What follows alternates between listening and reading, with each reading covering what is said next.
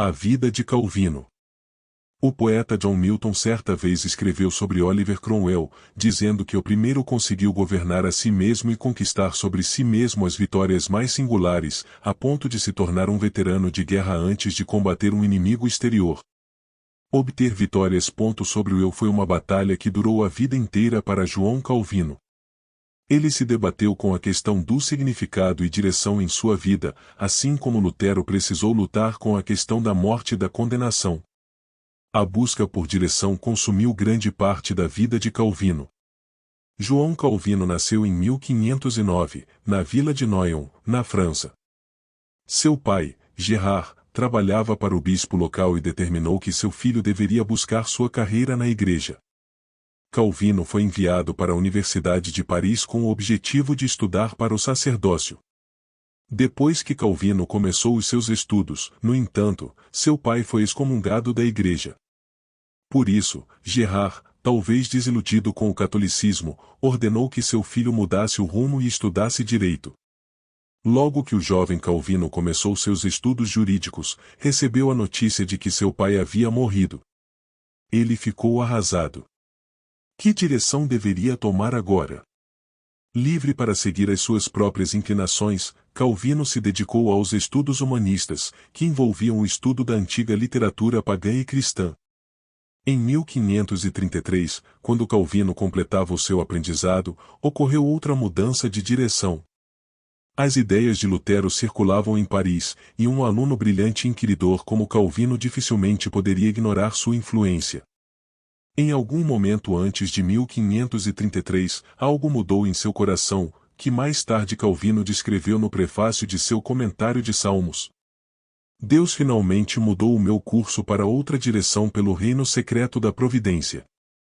O que aconteceu primeiro foi que, por uma conversão inesperada, ele domou uma mente que fora teimosa durante anos, pois eu estava tão fortemente devotado às superstições do papado que nada mais poderia me retirar das profundezas daquele lamaçal. Quase tão memorável quanto sua conversão inesperada foi o rápido crescimento de sua compreensão da nova fé. Calvino escreveu que a conversão me deixou com um desejo tão ardente de progredir que busquei o restante dos meus estudos mais friamente, embora não tenha desistido deles.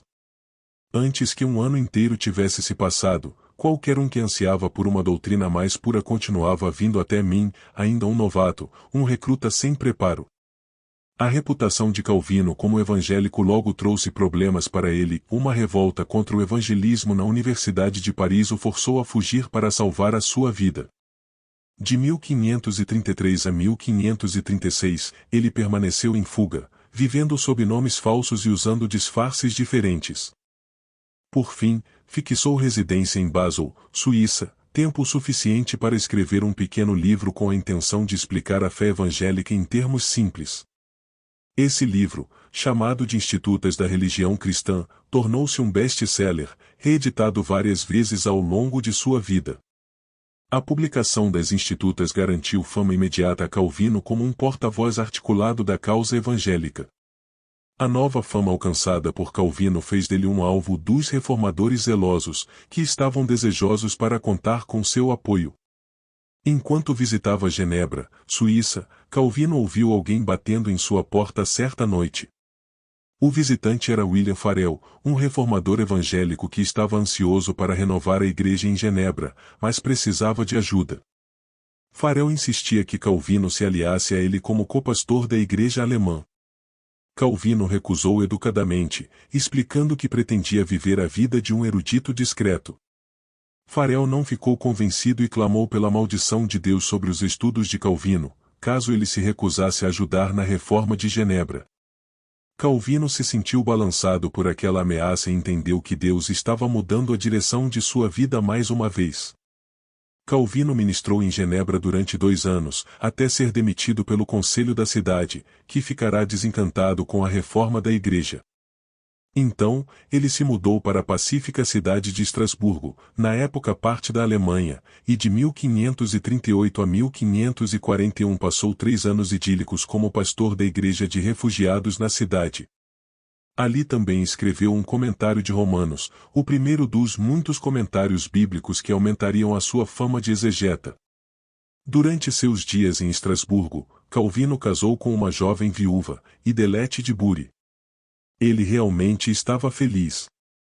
Tudo ia bem até o dia em que Farel apareceu para chamá-lo de volta a Genebra, pois os líderes da cidade haviam mudado de ideia.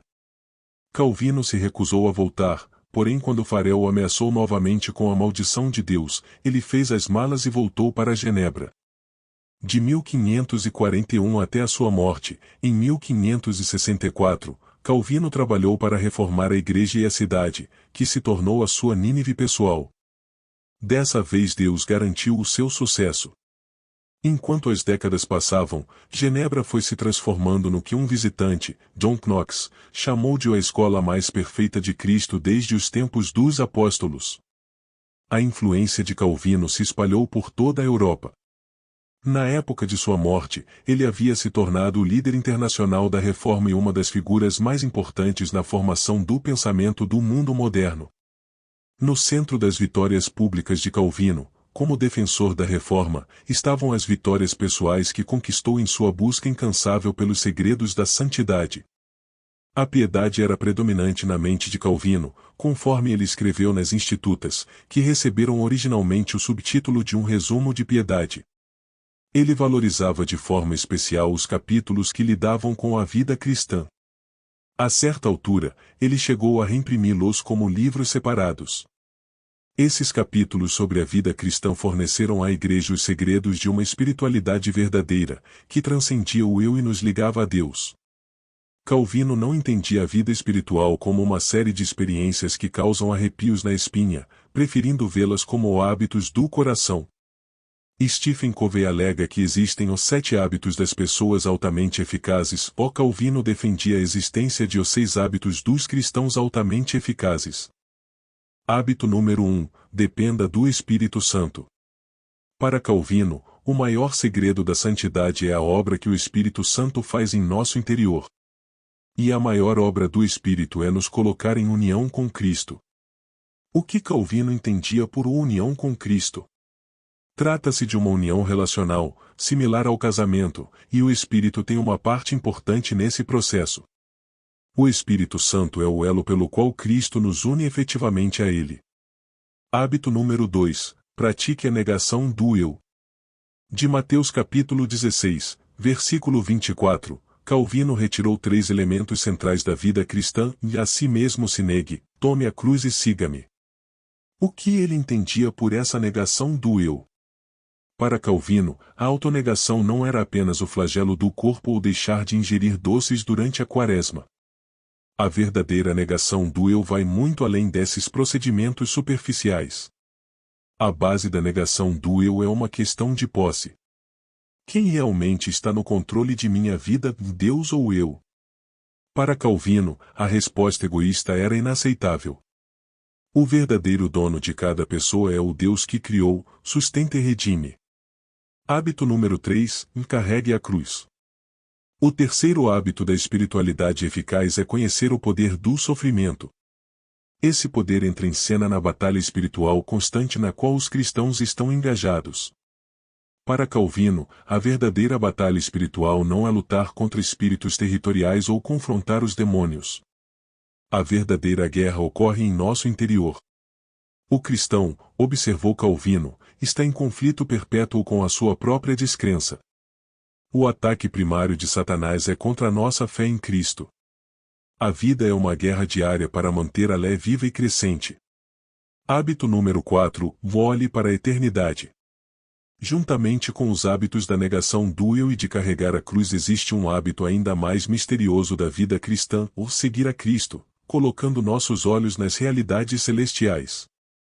Calvino chamou isso de meditação sobre a vida futura. Desde que Cristo se levantou dos mortos e ascendeu ao céu, seguir a Cristo significa meditar na dimensão eterna e futura, em que Cristo reina em poder e da qual ele voltará em poder. Cristo continua agindo, reinando desde o céu e preparando sua volta a esta terra. Segui-lo significa acompanhar as suas novas atividades. Calvino acreditava que somente enxergamos de maneira perfeita quando mantemos um olho na vaidade dessa vida e o outro nas glórias da vida eterna. Hábito número 5. Use tudo desta vida para a glória de Deus. À luz da forte ênfase de Calvino nas coisas eternas, como devemos tratar a criação material de Deus e a cultura humana? Calvino não gostaria de que entendêssemos incorretamente essa ênfase. Por isso, o seu quinto hábito da verdadeira espiritualidade é que deveríamos usar essa vida boa para a glória de Deus. Todas as coisas boas desta vida são alimento espiritual, se usadas para os seus devidos propósitos. Quais são os devidos propósitos para as coisas criadas? Calvino mencionou dois: beleza e utilidade. Podemos até crescer em santidade quando usamos as coisas materiais para o prazer e a recreação. Seja-nos este o princípio, ou não aberrar o uso de Deus quando a esse fim se refere a que nos criou e destinou o próprio Criador, por isso que para o nosso benefício, não para o nosso detrimento os criou, e agora, se ponderamos a que fim haja Deus criado os alimentos, verificaremos haver Ele querido consultar não apenas a necessidade, o propósito lhe foi o decoro e dignidade, ou nas ervas, árvores e frutas, além dos variados usos, a beleza da aparência e a suavidade do perfume. Hábito número 6. Seja persistente na oração. O último hábito da espiritualidade eficaz é a oração. Se precisamos do ministério do Espírito para mortificar o pecado e nos dar vida nova em Cristo, e se seguimos a Cristo, colocando nossos olhos sobre Ele e sua glória celestial, então devemos nos dedicar à oração. Calvino chama a oração de o principal exercício da fé, disse ele, mediante a qual recebemos diariamente os benefícios de Deus.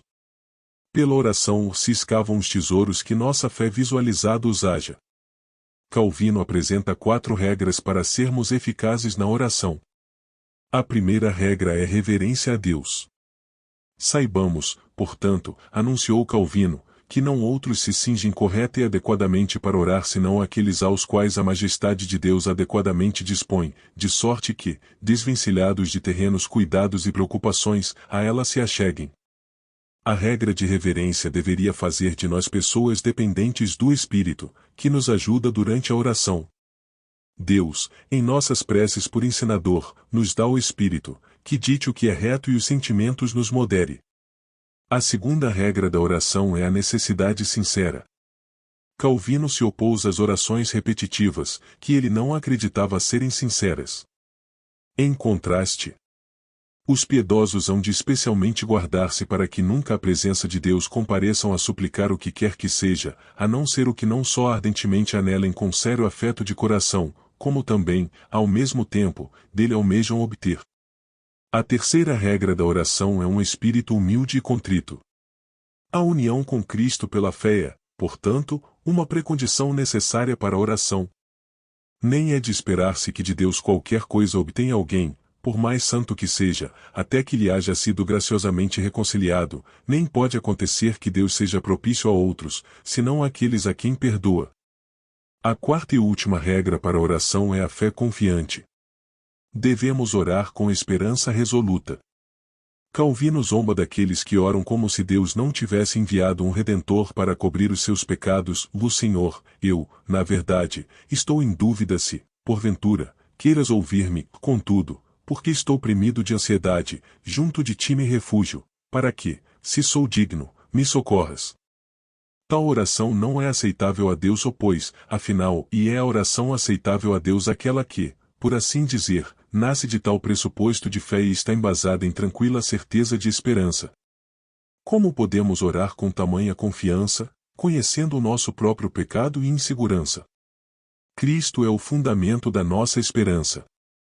Cristo deixou a oração do Pai Nosso para nos guiar. Assim terminamos mais uma biografia de personagens que influenciaram o mundo. Obrigado por assistir o nosso vídeo, dê um like e se inscreva no nosso canal e até a próxima.